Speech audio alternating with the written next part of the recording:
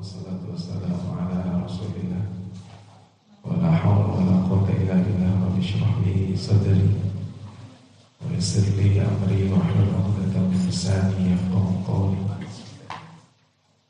Subhanakallahumma la ilma lana illa ma 'allamtana innaka antal 'alimul hakim. Fa'allimna ma yanfa'una wanfa'na bima 'allamtana wa zidna 'ilma. Qala Allah Ta'ala fi kitabihil karim, a'udzu billahi minasy syaithanir rajim.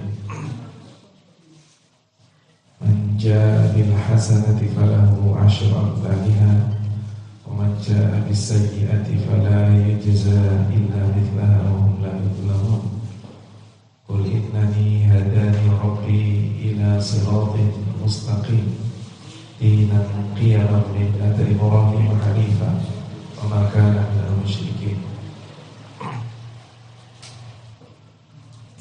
Qul inna salati wa nusuki wa mahyaya wa mamati lillahi rabbil alamin la syarika lahu wa bidzalika umirtu ana awwalul muslimin. Kepada yang dirahmati Allah, terus senantiasa kita panjatkan kepada Allah Subhanahu wa taala atas segala limpahan nikmatnya yang telah dianugerahkan kepada kita, sehingga pada pagi hari ini kita masih bisa menambah sedikit ilmu agama kita. Kita masih dipermudah oleh Allah Subhanahu wa taala untuk mendatangi ketaatan kepada Allah sebagai wujud rasa syukur kita kepada Allah. Selain syukur di dalam hati, meyakini bahwa apa yang kita dapatkan pasti adalah dari Allah.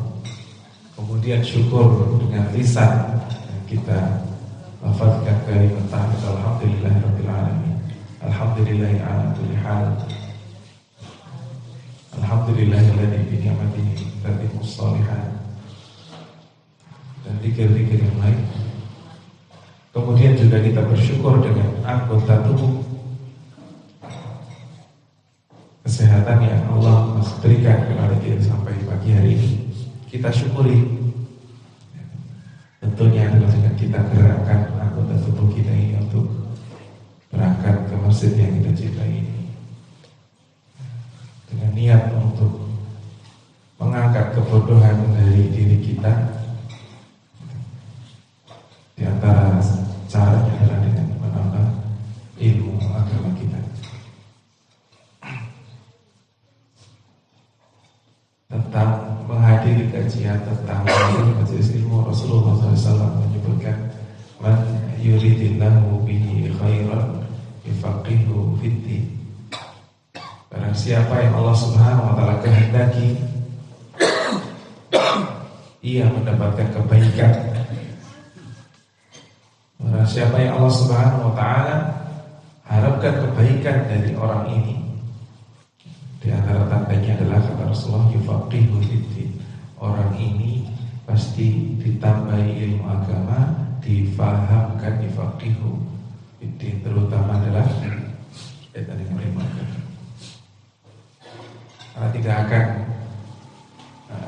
bermanfaat semua nikmat, tidak akan bermanfaat semua nikmat kecuali ketika Allah Subhanahu wa taala lengkapi dan sempurnakan nikmat itu dengan ilmu agama. Sebuah hadisnya Rasulullah SAW menyebutkan, mathalu ummati mathalu arba'atu nafar. Kata Rasulullah, umatku ini, kata Rasulullah, kalau dibagi itu menjadi 4, tidak ada bagian yang kelima.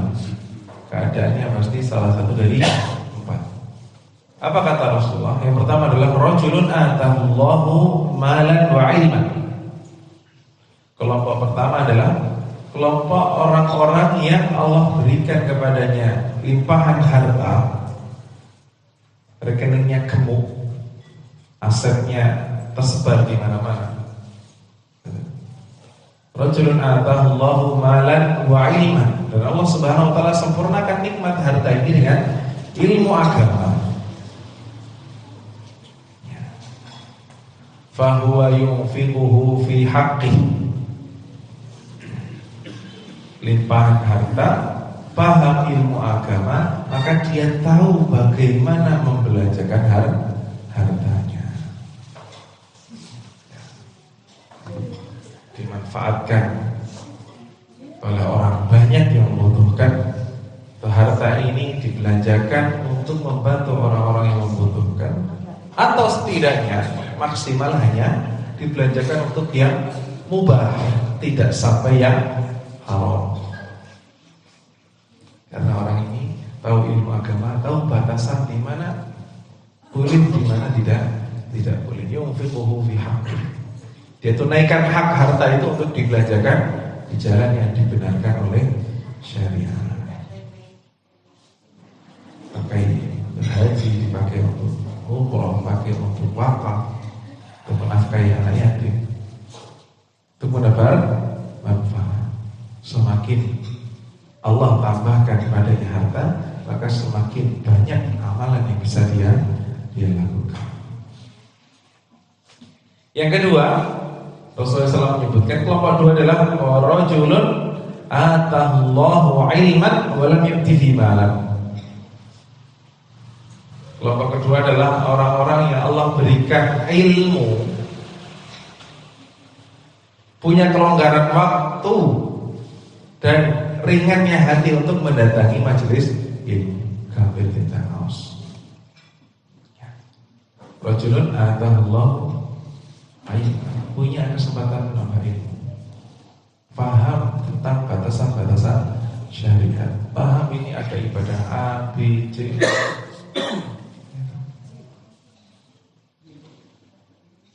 Dia mengetahui ada amalan-amalan, tetapi ada amalan-amalan yang dia tidak mampu untuk laksanakan.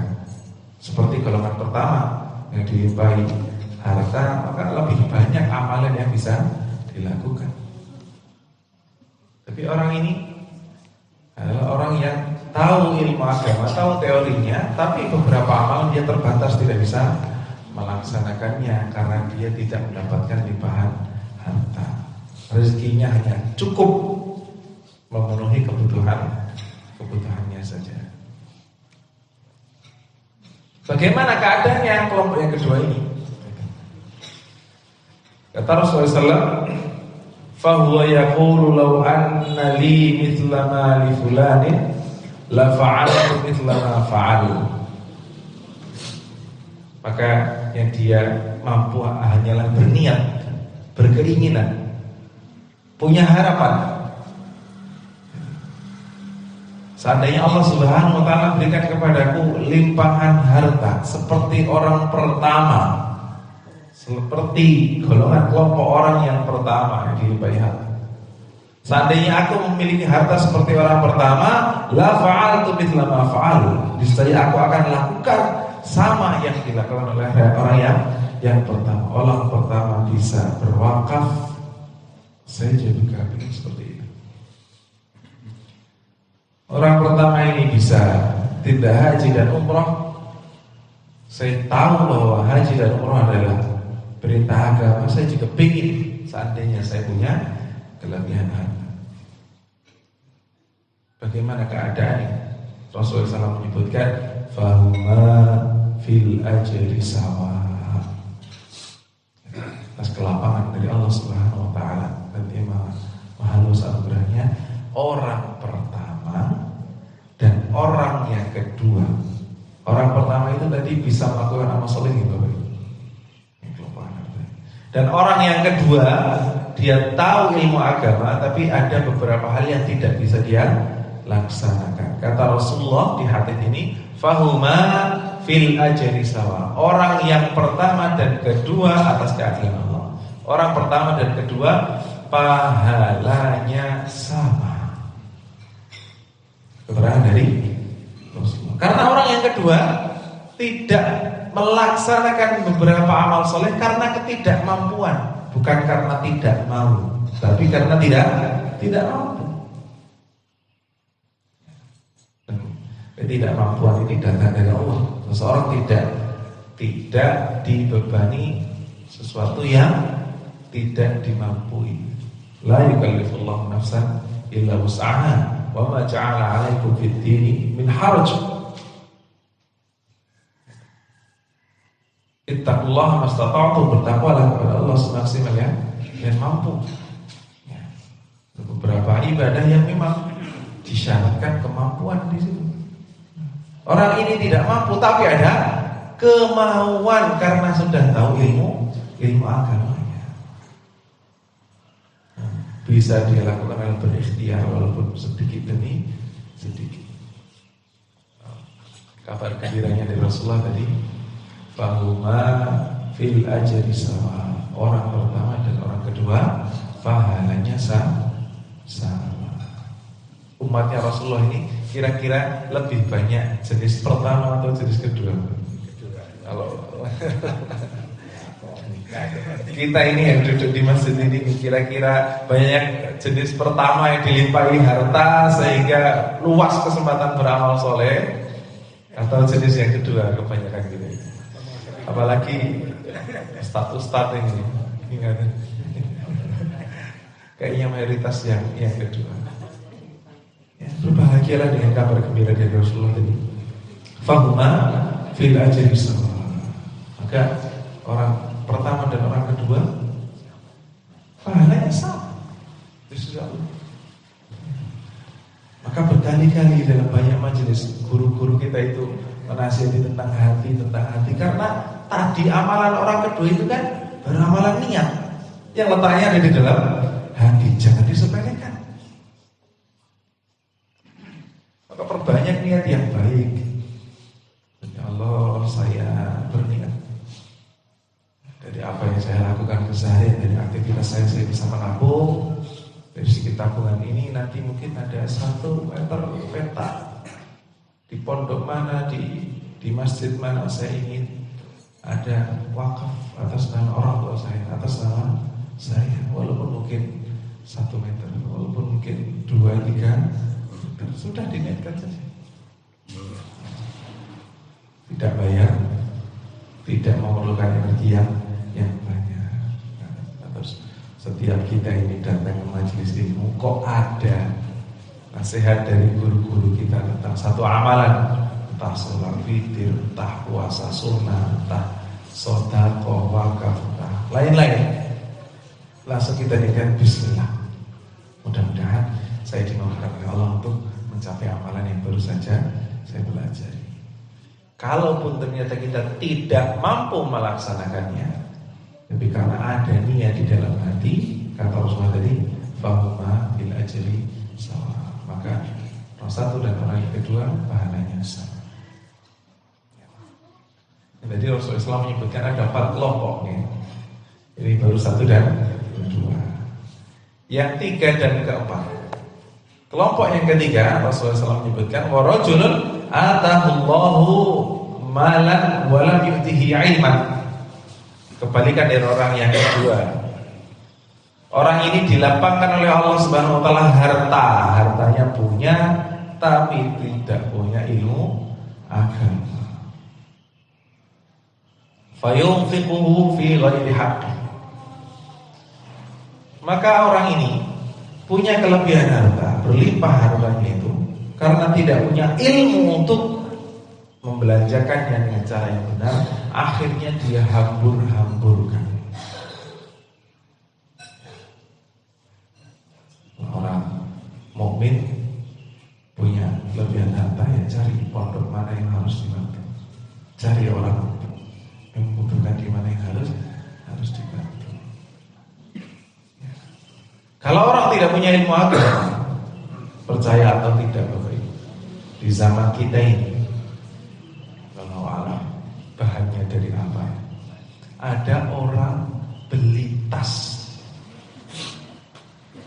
ibu-ibu, ya, tas putih, tas ibu-ibu. Percaya atau tidak, harganya itu 2 miliar. 2 miliar itu 2.000 juta. 2.000 juta. Bisa jadi berapa lokal itu maksudnya? Cuma tas untuk ditenteng, itu pun alhamdulillah kalau dipakai hanya dipajang. di ruang tamu sehingga orang datang, oh kamu punya tas mahal, kamu punya tas mahal. Beli pajangan harganya. Ada orang sekarang ini di zaman kita ini Bapak Ibu, dahar daging. Kalau kita kan ya dahar, Bapak Ibu dahar daging di sate lah. Ya, semahal-mahalnya seporsi yang mungkin 50.000 misalnya. Kalau itu batibul Tegal yang satu kodi berapa? Satu kodi mungkin 100.000 ke 90.000. Orang sekarang itu ada makan daging itu steak dibakar, setelah itu dilapisi emas. Ada seperti tisu bentuknya emas terus ditempelkan, dimakan maksudnya. Emas ya bisa dimakan. Walau alam saya tidak tahu bahannya dari apa. Mengapa? Ya karena dia punya kelebihan harta.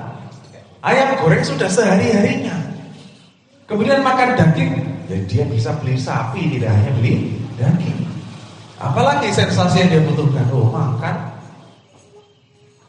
dilapisi emas. Terbayang bagi kita gambaran dari Rasulullah SAW tadi, ada orang kelompok jenis ketiga punya kelebihan harta tapi tidak punya ilmu agama, terbatas dia bisa membelanjakan hartanya. Ya, mungkin setiap bulannya kok rekeningnya nambah 1M kan pusing mau ngapain? Uang sebanyak ini. Kalau disimpan ya nanti hanya jadi rebutan. Dia ingin menikmati akhirnya tanpa dengan ilmu. Dia belanjakan hartanya sampai pada perkara-perkara yang berlebihan dalam urusan dunia, sampai pada dia jatuh pada keharaman. Sampai mungkin harta yang dia miliki dia belanjakan pada jalan-jalan kemaksiatan, tidak hanya untuk dirinya, tapi juga mengajak orang lain. Di Potro Bangsa sana juga pernah ada orang ngundang ada tarian gitu dari Purworejo itu. Ya, dolala itu. Itu yang terakhir satu orang. Jadi mengundang rombongan dolala itu dibayar oleh satu orang. Karena dia punya kelebihan harta tapi tidak punya ilmu agama. Saking turai. Mungkin selain dia tidak ingin mendapatkan ketenangan, maksud-maksud tertentu. Akhirnya diajak orang lain untuk bermaksiat. Dia belanjakan hartanya bukan di jalan Allah, bukan di jalan kebaikan. Ini kelompok yang ketiga. Kelompok satu sudah punya ilmu, punya harta, selamat. Kelompok dua punya ilmu, nggak punya harta. Kebanyakan kita tahu teorinya, hartanya masih harus nampung dulu. Ya, alhamdulillah, satu dua ini selamat. Yang ketiga punya harta, tidak punya ilmu, dibelanjakan di jalan kemaksiatan, ya nanti dihisab oleh Allah. Jenis yang keempat, sudahlah dia tidak mendapatkan limpahan harta, tidak juga mau mempelajari ilmu agama. Sudahlah miskin, tidak mau belajar ilmu agama. Akhirnya apa? Kata Rasulullah SAW, fahuwa yaqulu law anna li mithla ma li fulanin la fa'altu mithla ma fa'al. Karena minimnya atau tidak adanya ilmu agama, akhirnya hanya bisa berangan-angan. Pakai situ undang dolala, aku yang pengen sok kapan nek syukuran tak undang dolala. Dia tidak mampu karena tidak punya kelebihan, tapi dia punya keinginan seperti orang ketiga, punya keinginan untuk melakukan apa yang dilakukan oleh orang yang ketiga, hanya harapan, tapi dia tidak mampu. Hati-hati. Oh, Rasulullah SAW menyebutkan fahuma fil wizri sawa. Orang ketiga dan orang keempat itu sama-sama berdosa. Sama-sama berdosa. Loh, padahal orang ketiga belum melakukan, iya, tapi ada dosa dari niat buruk yang ada di dalam hati. Hilang rasa sensitivitas,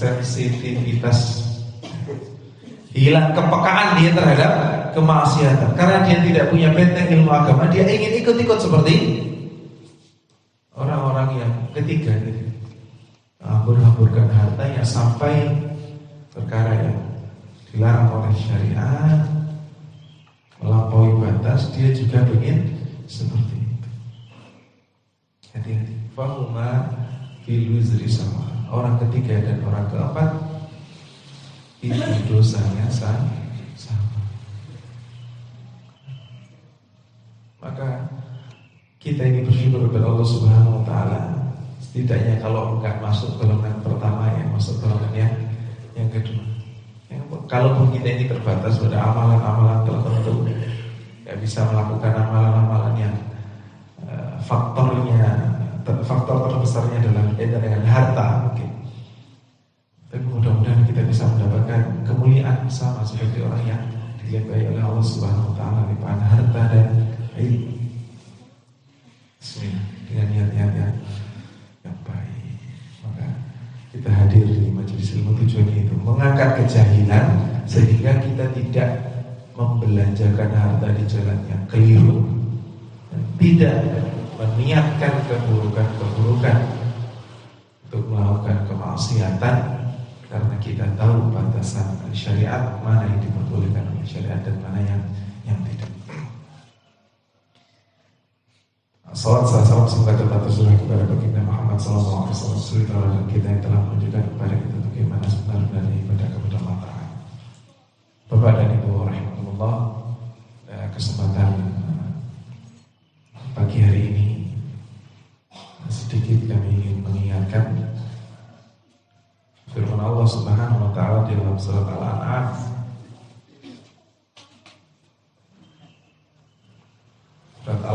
ayat 162.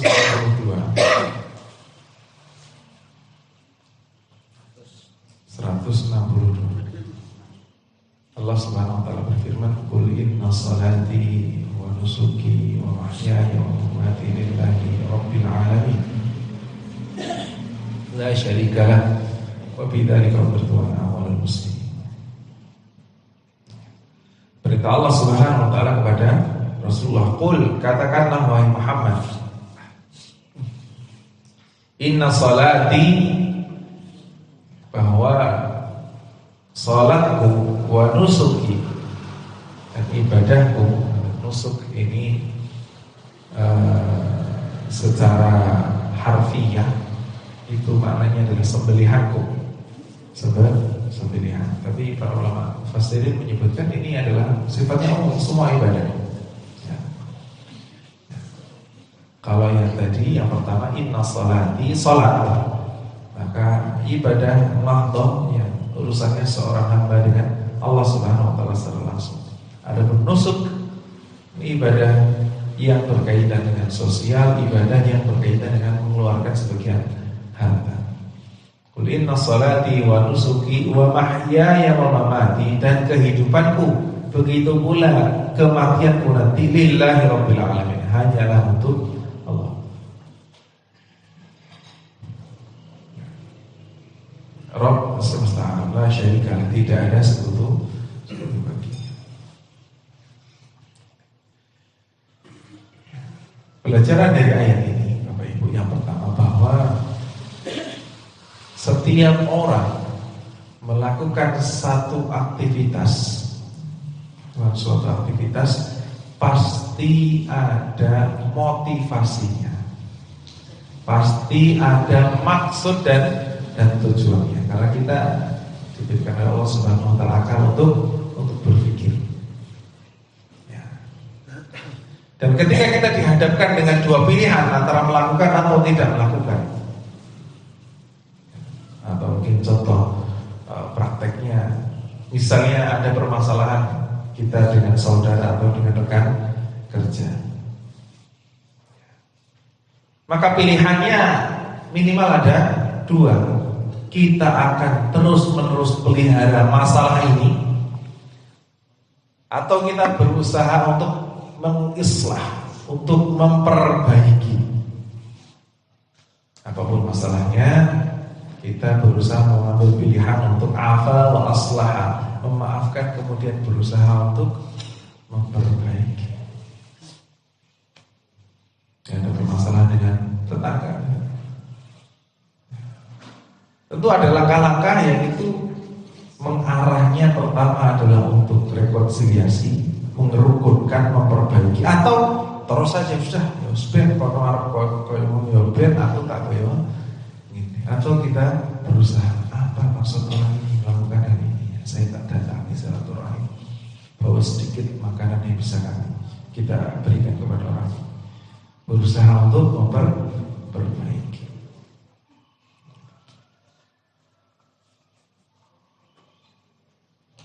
Di antara pilihan itu, sebagaimana tadi saya sempat singgung, fa'alhamaha fujuraha wa taqwaha, ada pilihan itu. Mana yang kita ambil tergantung motivasi yang ada di dalam hati kita. Apa yang kita harapkan? Kalau kita ambil pilihan yang tidak baik, ya sudah, permasalahan itu dibiarkan saja. Kalau perlu dipelihara, ya sana hidup dengan kehidupan sendiri, saya tak dengan kehidupan sendiri, saya nggak butuh dengan orang bermasalah ini. Titik, selesai, tidak ada maksud untuk Islam. Ya.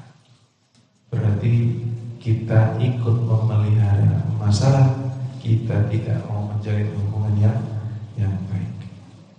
Berarti kita memilih jalan yang tidak diridhoi oleh Allah. Sebaliknya, betapapun mungkin nanti resikonya adalah dianggap sebagai orang yang lemah, dianggap sebagai orang yang kalah, tetapi ini dekat kepada ridho Allah. Ya, saya pilih untuk mengalah, saya pilih untuk meminta maaf, walaupun mungkin secara terang benderang dia yang keliru, tapi kita berusaha untuk memperbaiki, bukan untuk menang. Bismillah, kita berangkat ke orang yang ada masalah dengan kita ini, kemudian kita ngobrol, berikan hadiah untuk orang ini, sudah berbaik-baik, kemudian nanti masalah itu mudah-mudahan bisa terselesaikan. Kalau perlu kita ini minta maaf, ya kita minta maaf. Tidak perlu mencari alasan untuk kita yang harus minta maaf. Atau secara zahir, dua pilihan ini kita bisa melihat. Yang memelihara masalah, berarti itu mengambil jalan yang tidak diridhoi oleh Allah, karena resikonya adalah memutus hubungan baik.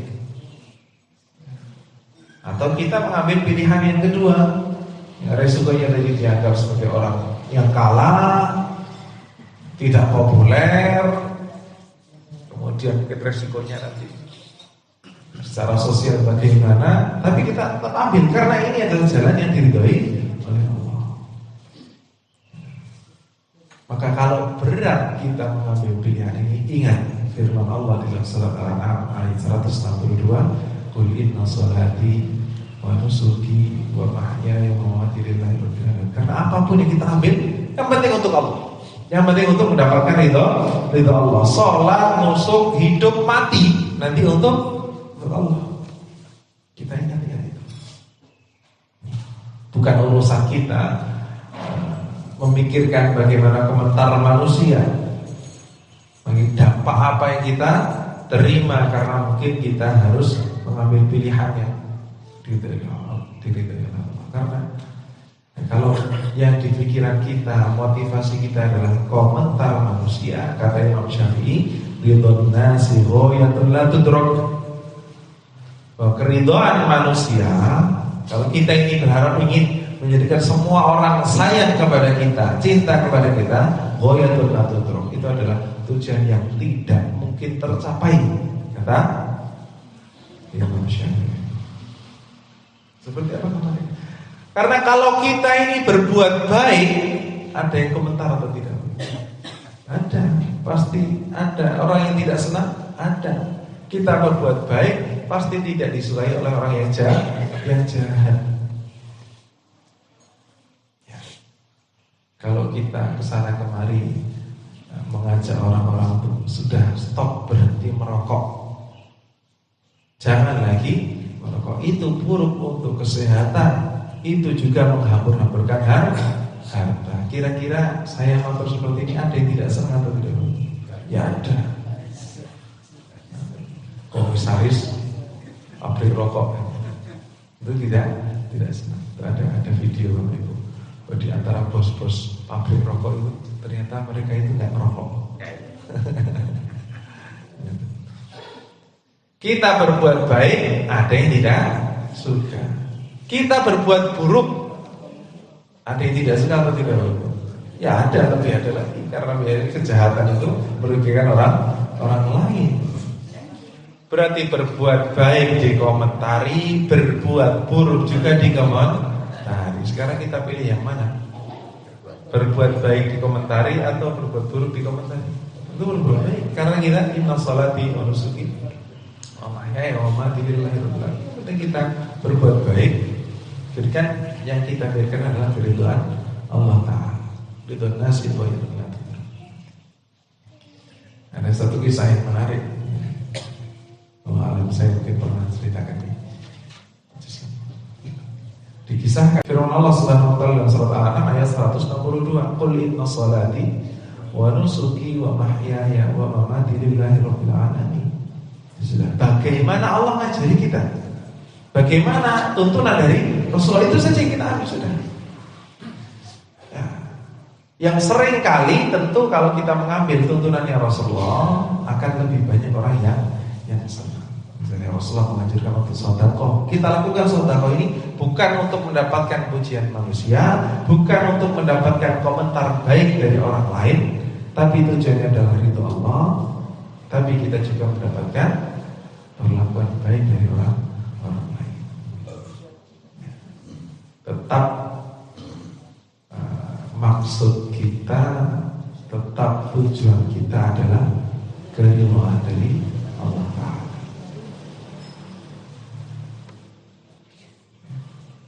Kita bawa niat qul inna sholati wa nusuki wa mahyaya wa mamati lillahi rabbil alamin ini untuk semua hal, bahkan untuk perkara mubah, perkara yang sifatnya kebutuhan kita sebagai manusia, raga, fisik, jasad ini, makan, minum, istirahat, mungkin berkomunikasi, membeli HP dan lain-lain, perkara yang mubah. Kita bawa maksudnya adalah inna sholati wa nusuki wa mahyaya wa mamati lillahi rabbil alamin. Apa? Kalaupun kita ini harus makan, ya sudah, kita cari tahu bagaimana makan yang dekat kepada keridhaan Allah. Oh, Allah berfirman, kulu washrabu wa la tusrifu innahu la yuhibbul musrifin. Makanlah dan minumlah, khudhu zinatakum inda kulli masjidin wa kulu washrabu wa la tusrifu. Makanlah dan minumlah, dan jangan berlebihan. Jadi makan minum jangan berlebihan. Sudah, itu menjadi patokan kita. Ya, makan minum ini perkara mubah. Yang mendatangkan ridha Allah adalah makan minum saya tidak berlebihan. Dampak kesehatan itu ada manfaatnya. Kita sekaligus mendapatkan ridha Allah. Ya. Berpakaian kan ini kebutuhan kita untuk menutup Allah, kebutuhan kita. Dan cari tahu apa ilmunya. Allah Subhanahu wa taala menyebutkan qad anzalna 'alaikum libasan yuwari sawatikum wa risha.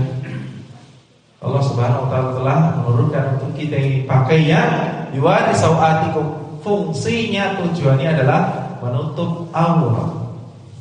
Oh, ini tujuan pakaian itu untuk menutup aurat. Warisha, untuk berhias. Jadi saya pastikan untuk mendapatkan ridha Allah, saya berpakaian itu menutup aurat dengan ada maksud berhias tanpa berlebihan.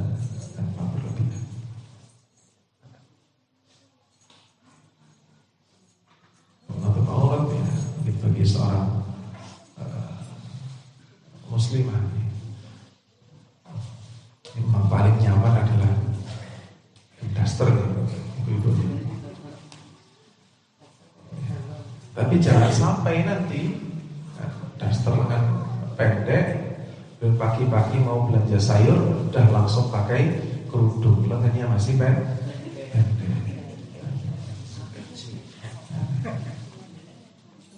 Nah ini kan tidak mendatangkan ridho Allah, padahal pakaian itu sudah Allah Subhanahu wa taala anugerahkan untuk kita untuk menutup Allah. Walaupun resikonya iman dadak ngetokne kelambi anyar kok dadak bayi. Nah, ukuran kita adalah inna sholati wa nusuki wa mahyaya wa mamati. Tidak apa-apa. Alhamdulillah Allah anugerahkan kepada kita mesin cuci. Kalau nggak punya mesin cuci, alhamdulillah kita masih mampu beli sabun. Air juga di Magelang ini melimpah.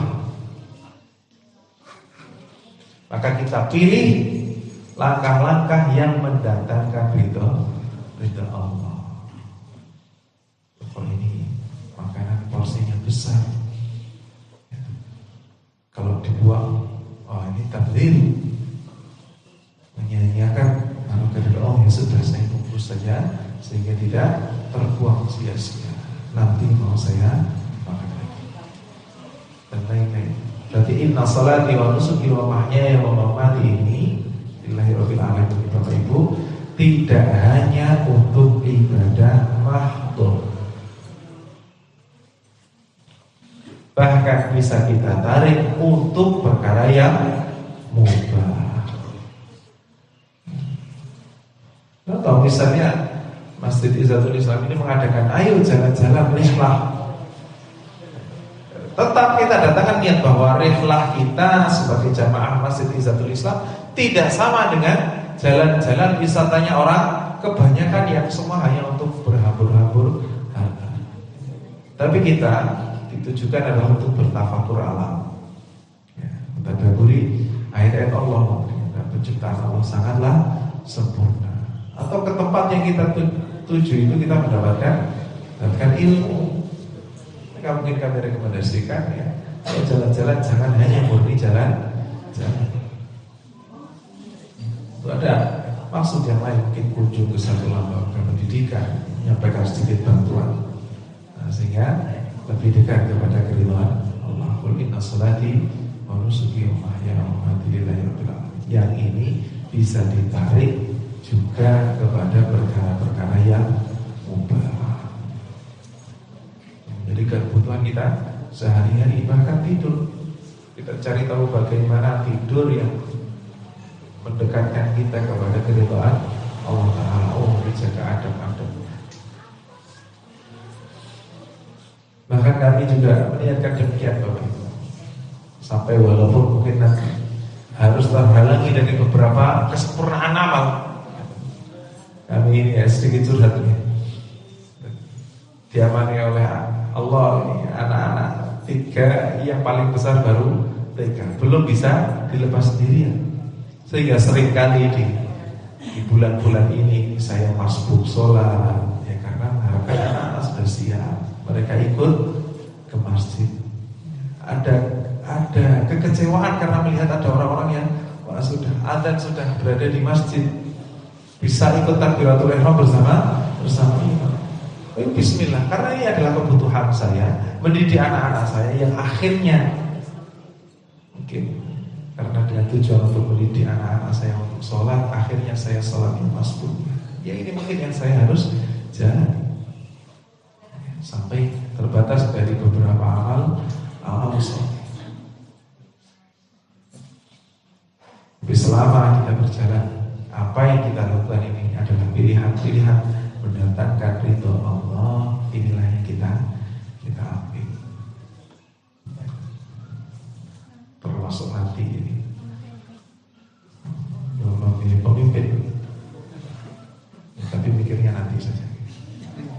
Jangan sekarang sudah capek. Kalau sekarang udah ikut urusan itu, ya sudah biar itu orang berkelahi dulu di atas. Ya kita lihat rampungnya saja. Bagaimana kita nanti memilih adalah pilihan yang baik, walaupun tidak menang, nggak masalah. Yang penting kita mengambil pilihan yang baik. Jangan seperti orang yang berjudi bertaruhnya kepada orang yang kira-kira menang aja. Tapi kita memilihnya pilihan yang baik, walaupun nanti nggak menang. Saya Bapak Ibu setelah adanya Pilpres sejak tahun 2004 itu, Pilpres itu saya nyoblos selalu kalah. Yang saya coblos itu selalu kalah. Ya nggak masalah, karena saya pilihannya adalah pilihan yang baik menurut saya, yang baik secara agama, baik perjuangannya, bukan orang yang tamak harta. Itu yang saya usahakan untuk pilih. Adapun kalah ya sudah, itu bukan dalam kendali saya. Berarti qul inna sholati wa nusuki wa mahyaya wa mamati lillahi rabbil alamin. Jangan sampai kita ikut memilih pemimpin yang tidak baik. Pilih yang baik walaupun resikonya kalah, enggak masalah. Kehidupan masih bisa. Kata sedang saya terangkan Bapak Ibu Allah sedikit tadabbur yang bisa kita ambil dari surat Al-An'am ayat 192 untuk menghadirkan niat meraih ridha Allah pada setiap aktivitas kegiatan kita. Semoga Allah Subhanahu wa taala senantiasa memberikan taufik, petunjuk dan hidayah agar kita selalu beristiqomah mengambil langkah-langkah yang diridhai oleh Allah Taala. Mari kita tutup majelis kita pada pagi hari ini dengan baca hamdalah dan penghormatan majelis. Alhamdulillahirabbil alamin. Subhanakallahumma wa bihamdika asyhadu an la ilaha illa anta astaghfiruka wa atubu ilaik. Allahumma tasma' wa astaghfirullah